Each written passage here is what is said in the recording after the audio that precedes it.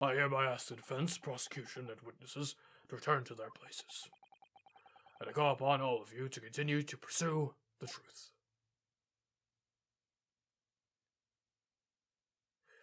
Whew. So, Lord Van Zeeks, continue to substantiate the case for the prosecution, if you please.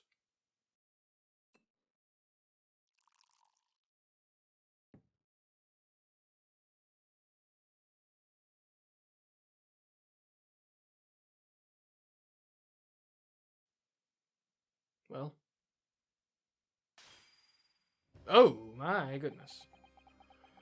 Having savored the rich aroma of the carmine contents of this hallowed chalice, it may seem crass to crush it to dust. Pray forgive the discourtesy. Lord Van Zeeks! Is it cold in here, or is it just me? As your antiquated tome no doubt says, the prosecution may not speak during a summation examination. So I honored a deathly silence and listened to the shroud. It seems I overestimated the intelligence of the jury. Well, no matter. There is nothing so hard to prove as a self-evident truth, it would seem. No, and why else would we grace the courtroom with our presence after all? So, let us proceed to the next round of battle. Ooh. Bring forth the witnesses once more.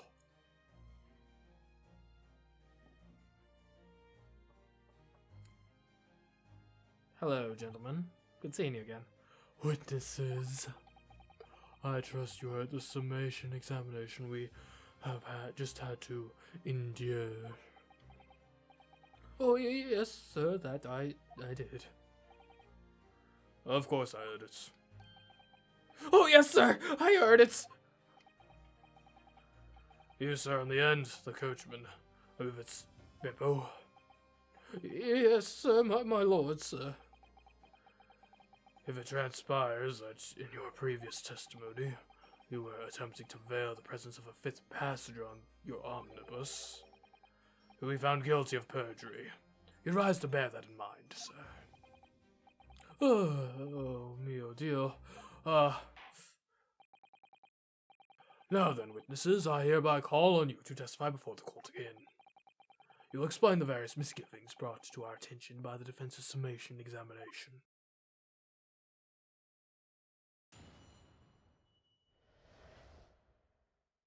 The various misgivings.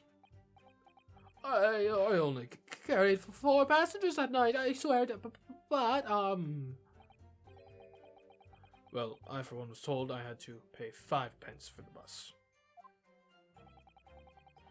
He failed us on the fare, he did! And then I saw that blood-curdling sight as well, it's all too much. I tell you, I saw McGilded stabbing that man. Everything I said before stands. Oh, yes, he stabbed him, yes, he did. I think so, yes.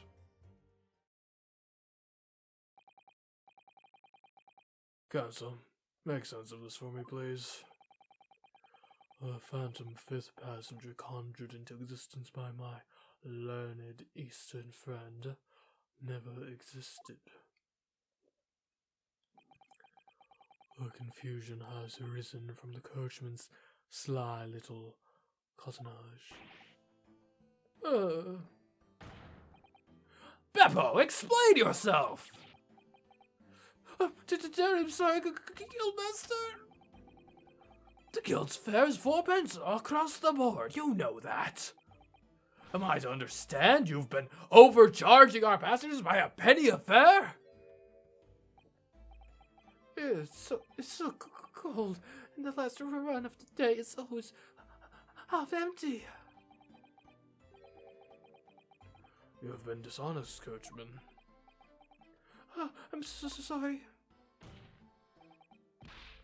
You're a disgrace, Beppo, a disgrace! And your selfish actions have brought dishonor on the entire guild. I may, sir. I had to pay 10 pence on the bus just last week. What? 4 passengers at 5 pence each is, yes, 20 pence. I've done the arithmetic 10 times already. I just can't make the result come out differently. Well, that figures. Well, it would appear that one of the aforementioned misgivings has already been explained. So, counsel, for the defense, your cross-examination, if you please. We've already had the pleasure of a protracted summation examination today. I see you intend to continue the parlor games. Absolutely.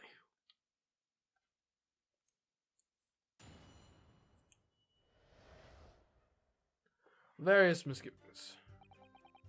I only could carry 4 passengers that night. That's right, but, well, Beppo.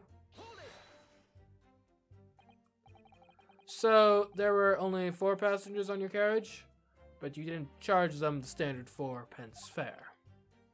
Is that right?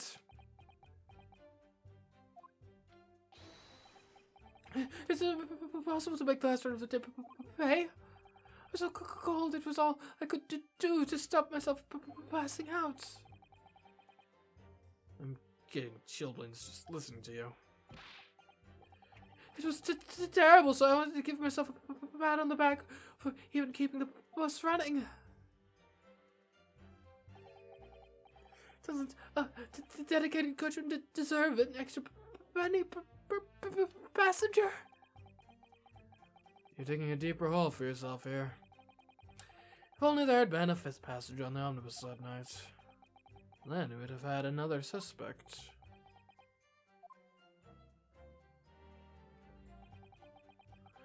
Well, my phone was told I had to pay 5 pence for the bus.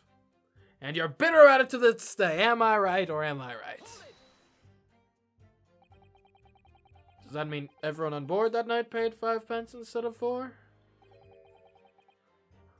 I paid 5 pence too, sir. I just told you that I did. A flat fare for 5 pence across the board? Is that something to be proud of? The so-called discrepancy my learned friend identified was nothing of the sort. Much like the phantom killer you so desperately needed is gone, dead and buried. I'd have been happy if it had ever existed in the first place. If it also on the ferry did, and I saw that blood-curdling sight as well, it's all too much. This blood-curdling sight? You mean the murder, I presume? Yes, sir! A loathsome sight. No one should have to witness the horror in the eyes of a man the moment his life is taken. Oh, well, not exactly, sir. I mean, I didn't actually see the exact moment the jet was stabbed. Is that what you testified to last time? Good gracious, really? We have another witness who did, however, the banker has already testified to it. But Mr. Frist didn't actually see the point at which the victim was killed. That may turn out to be very significant. I heard the banker get jet next to me take a sharp intake of breath, see? That's when I looked through the glass. That's when I saw the horrible blade poking out from his belly, all covered in blood. Every time I see a knife now, I can't help screaming, even when I'm eating. I tell you, I saw McGilded stabbing that man. Everything I said before stands. Everything? Sure about that? So you saw the defendant, Mr. McGilded, stabbing the victim, Mr. Mason, who was sitting next to him. That's what I said, isn't it? It was bothering me before, this was. For just a brief moment, he hesitated before answering the question. Anyway, there was only the 2 of them inside the carriage, wasn't there? There's been much talk of a 5th passenger, but as yet, 0 evidence. Then what are we wasting all this time for, eh? It's black and white. The man's guilty.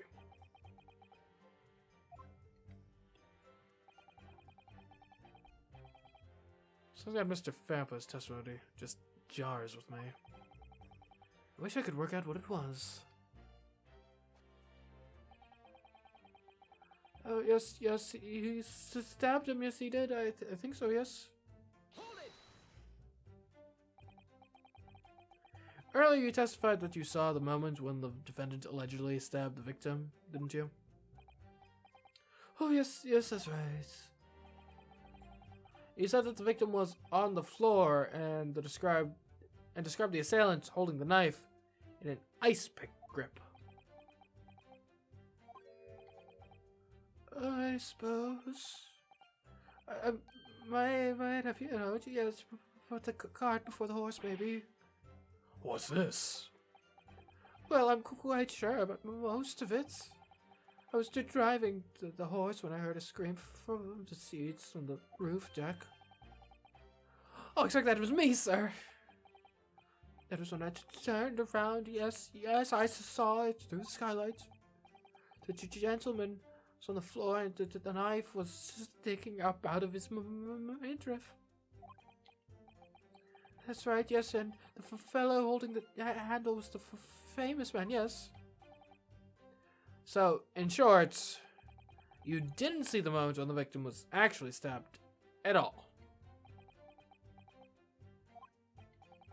I really thought I did,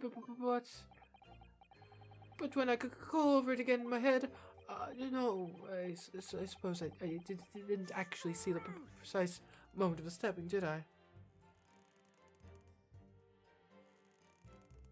Sir? Are you alright? Do you have something to say about that, Mr. Fairplay? Now you listen to me. I know what you're thinking. He didn't really see the exact moment the fellow was stabbed. What are the chances of that? Eh? Are you asking me or telling me? He's getting flustered. I might be able to extract some new information from him if I answer him cleverly. Could he have just happened to see the exact moment the crime was committed?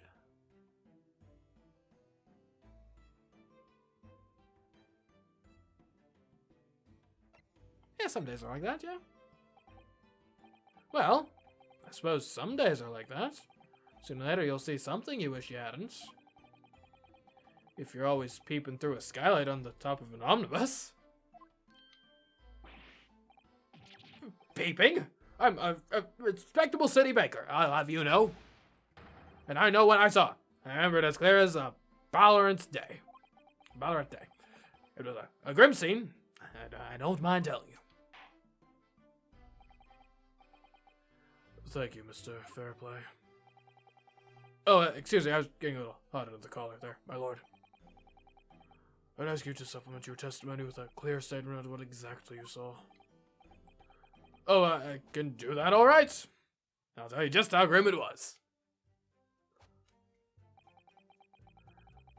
Do you think I'd forget the sight of those blood-soaked hands after the butcher stabbed the man? Yes, but let's hear about it. Blood-soaked? Ahem. Well, perhaps soaked is laying it on a little thick, but anyway, there was definitely blood all over them. Both of them were covered in it. Are you sure about that? And you saw that from the roof, through the skylights. Well, the skylight's reasonably large, so I had a pretty good view. There was a lamp on inside the carriage as well, so I'm quite sure of what I saw. This is Banker's latest statements. I feel sure there's something not quite right about it. You feel something doesn't add up, Mr. Naruto? That's when you should have a good look through the court record. Not long ago, this trial very nearly came to an end. Somehow we've managed to keep our chances alive here. I can't waste this cross-examination. I have to use it to bring some new facts to light. If you're not careful when you press these witnesses, the danger is that the jury will end up believing something unhelpful as they did before. Maybe. But we can't let the fear of that happening stop us from uncovering important new information. Yes, you're so right. I need to pay careful attention here. I don't want to miss even a flicker of a reaction among these witnesses. Remember, if you happen to spot one of the witnesses reacting in a strange way, don't hesitate to pursue them as to the reason.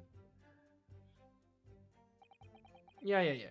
I know you were like ripping people off. Yeah, you were scared. You saw people allegedly. Sir, if I take a look at the court record, so blood-soaked hands plural, you say hands. That's interesting because if we take a look at these gloves here, I only see blood on one of them, as it turns out. Let's have a nice look-see at that. This is definitely blood, isn't it? Not the most pleasant sight to be confronted with on our first day in London. Well, nothing will come of grumbling now. No. By the way, is Mr. McGilded right-handed? Yes, I believe so. He was toying with a coin in his right hand a little earlier. Pity. If only he'd been left-handed. I think what on either glove would be fairly incriminated, really. Okay, I think that's about all the gloves have to offer us in terms of evidence. But we can certainly present them. Blood-soaked hands.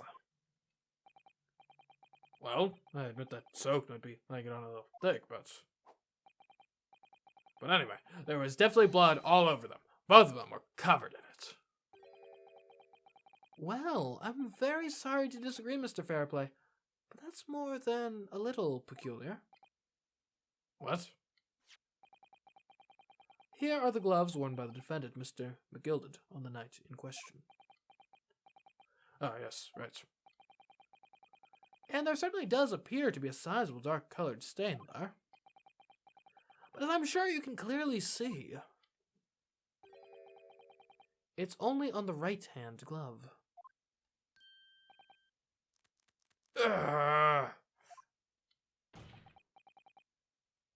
In short, Mr. Fairplay, your testimony is inconsistent.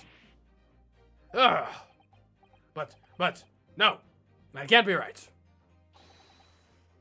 So you're the liar here, then? That's right, you were quite clear about it. You said, it was on both hands.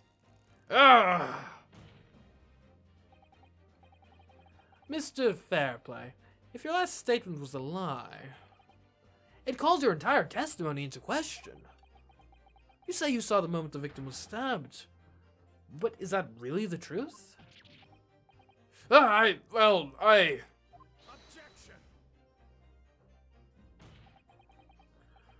It was a simple mistake.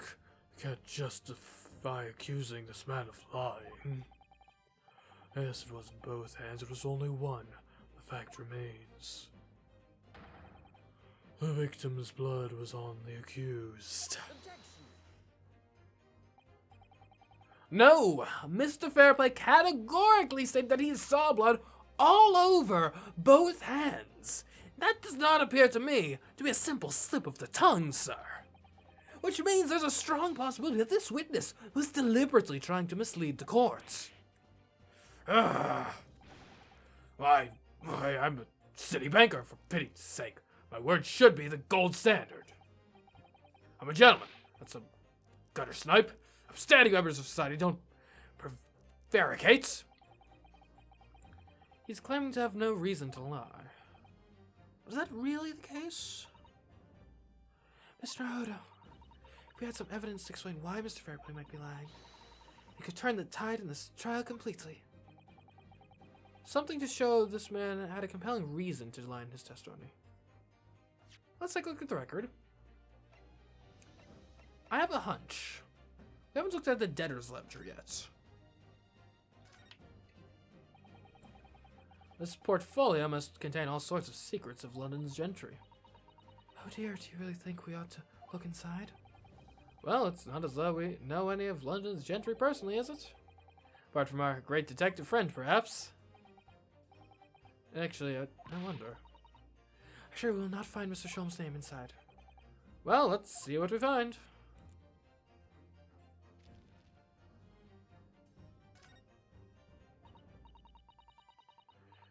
Gosh, it's crammed full of gentlemen's names, isn't it? Well, I suppose they're probably not all gentlemen at all, are they? After all, not everyone in this country is well off. Oh, goodness! What is it? Look at this. Do you see the name here? Bruce Fairplay. You were trying to get the man to which you owed money executed. How curious. How curious indeed. Should that mean something to me? It does sound strange and familiar, actually. Bruce Fairplay, the witness testifying at this very moment. Oh, yes, of course, the banker. Why is it his name in here? Ah, he borrowed 20 guineas, didn't he? And look, the repayment date is fast approaching. It's possible that this is just a coincidence, of course. This could be very useful information. The details of the debtor's ledger have been updated in the court record. I suppose there's probably not much else of note here. Bruce, is it? I just got through reading this compelling piece of literature. A debtor's ledger, in fact. I've got a bit of evidence that perhaps gives you motive to, perhaps not to kill a man, but at the very least to perhaps fabricate a man's crimes. My lord. Yes, counsel.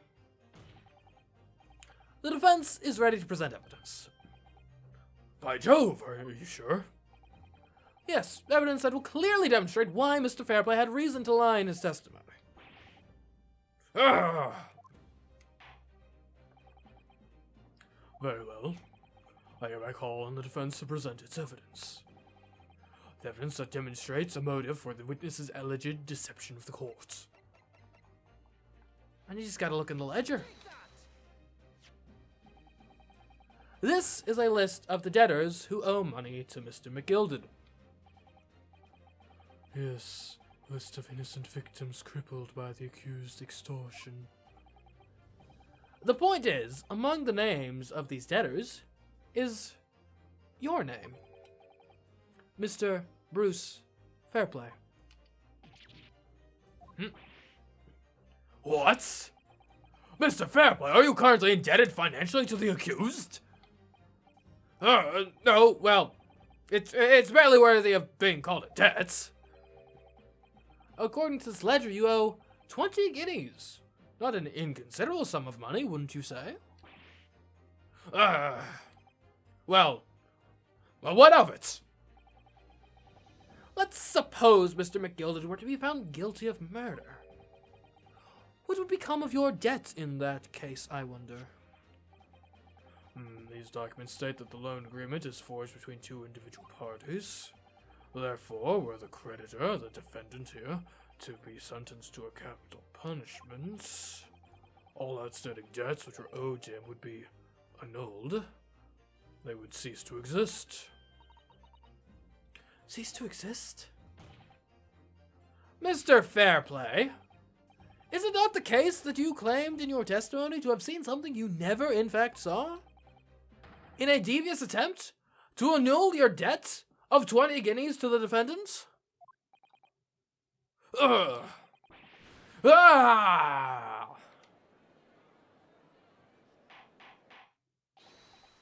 Order! Mr. Bruce Fairplay. Yes, Mr. Hard. Let me ask you again, and be aware that your answer may have most severe implications upon your future, sir. Did you, or did you not, see the precise moment in time at which the defendant is alleged to have thrust a knife into the victim?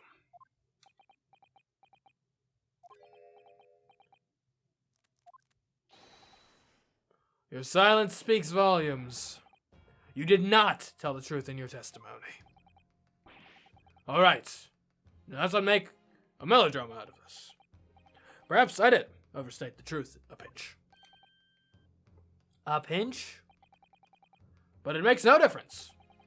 I definitely remember seeing blood on McGilded's hands. Both of them.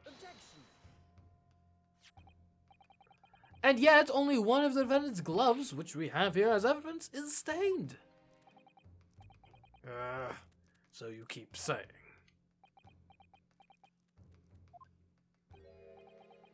I wonder if I might be allowed to speak, sir. Go ahead, Mr. First.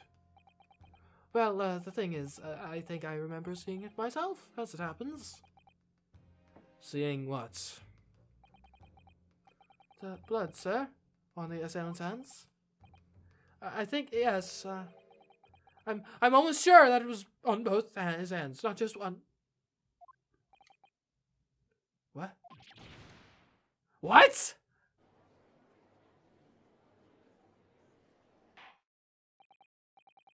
It appears that we're going to need further testimony from all you witnesses. This time I'd like to know precisely what you did and what you did not see. Do I make myself perfectly clear? Yes! Mr. Naruto, this is good news. The course of the trial seems to have shifted slightly at last. Yes. I might finally have a chance to turn things around here.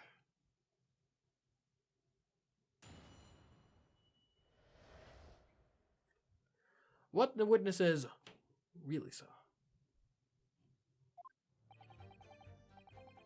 There's blood on both hands of the assailant. I sincerely and distinctly remember that. However, I suppose you might say that I didn't see the exact moment the stabbing transpired, if that matters. I remember seeing the knife, and I remember seeing both of the attacker's hands with blood on them.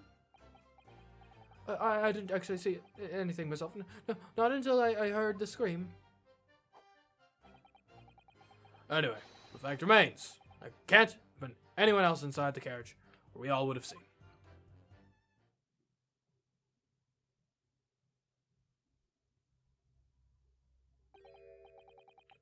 Well, lo and behold. In truth of fact, not one of you was witness to the crucial moment the crime was perpetrated.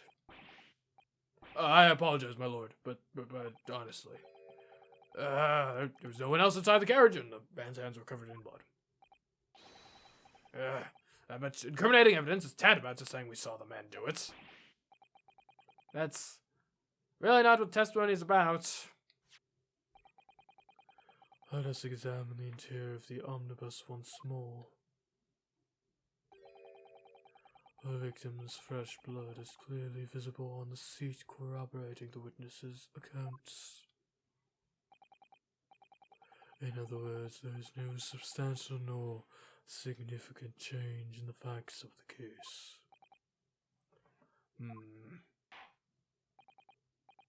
Very well. Your cross-examination, please, counsel. Yes, my lord.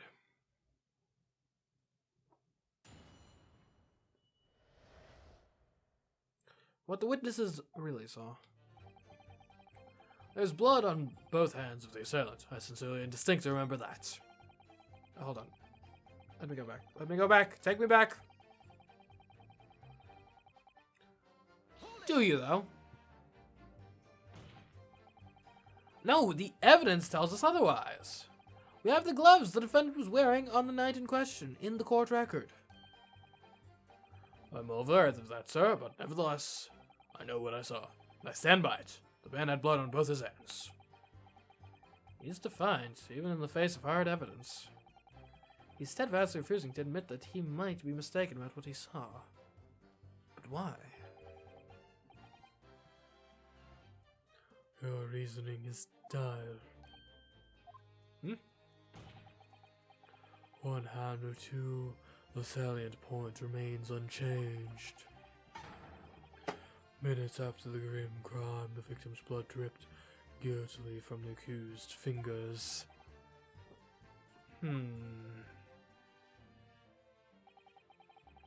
However, I suppose you might say that I didn't see the exact moment the stabbing transpired, if that matters. Yeah, it kind of does. Don't try to downplay this. Whether or not you saw the exact moment of the crime is a matter of fundamental importance. As well, you know. But, for crying out loud, we all know that no one else could possibly have done it.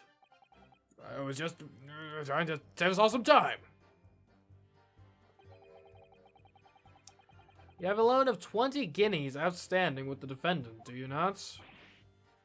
How do you hope to release yourself from that financial burden by ensuring the defendant was found guilty? Alright, well, that's not entirely not what I was hoping for.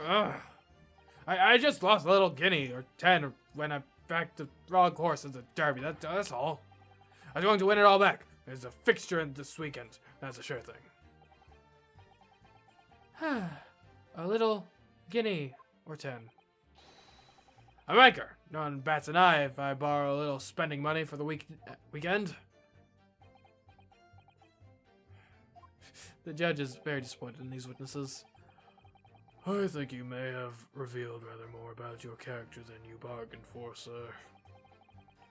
This witness's scruples are not on trial here. Proceed to the next witness. Is that really how it's supposed to work? I remember seeing the knife, and I remember seeing both of the attackers' hands with the blood on them. Sure, not just going with the crowd. You definitely saw that too? Blood on both hands? Yes, sir. I mean, I know what you're going to say. Only one of Mr. McGilden's gloves had any signs of blood on it. That's right. The thing is, as far as I remember, sir, when I looked down and saw Mr. McGilden standing beside the other fellow, I don't believe it was wearing any gloves. He wasn't wearing any gloves, sir. He wasn't wearing these gloves. That's correct, sir. And I saw the blood on both his bare hands quite clearly. It's true that the dark-colored stain on the dark leather gloves wouldn't have been easy to see.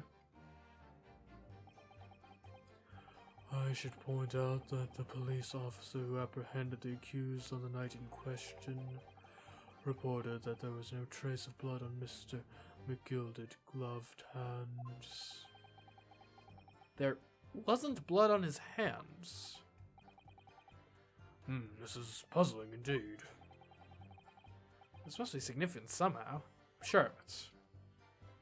What could imply a fifth person?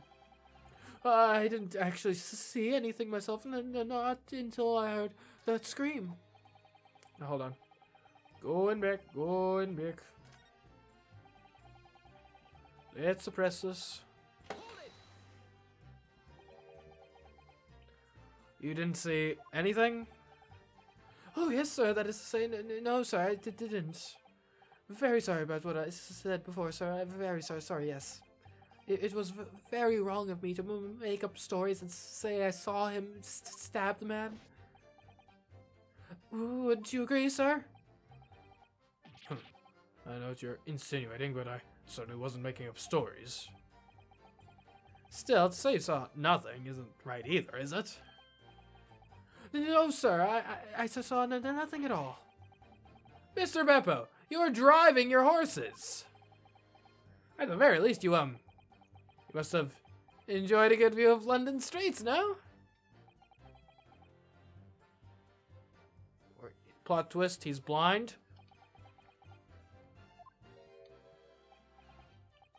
Oh, please, you didn't even see that. It was so cold that night, you see, it was all I could do to keep from passing out, sir. Yes, my head was fairly frozen solid. Sorry to say, sir. It would seem prudent to avoid travel on the last omnibus service of London's cold winter nights. Beppo! Ah! Anyway, the fact remains that there can't have been anyone else inside that coach, or we all would have seen. You sure about that? It's plausible, right? And everything you saw of the incident was through the skylight on the roof of the omnibus. That's right. It was fiercely cold that night, but the glass wasn't frosted over. Oh yes, I remember. I was shivering, but it was so bitter. Which rather begs the question of why the pair of you were sitting on the roof deck in the first place. I don't know about this young fellow, but I couldn't enter the cabin. Oh, why not? It was locked from the inside. I tried knocking, but no one opened the door. It was locked. That's right. And it's a public bus service, for pity's sake. That's not what I call fair play. Yes, I had the exact same experience. I tried knocking, but the gent inside just gestured at me to clear off. So I had no choice but to climb up to the roof deck and look down longingly into the warm cabin below. Well, I can assure you, I wasn't just looking down. I was glaring, long and hard. I don't know why that line just got me. That's precisely why I can tell you, with absolute confidence, that if there was anyone else at all in that cabin, I would have noticed. Unequivocally, I would say. I'm not sure about these two witnesses. Could they really have seen everything inside the cabin through the skylight?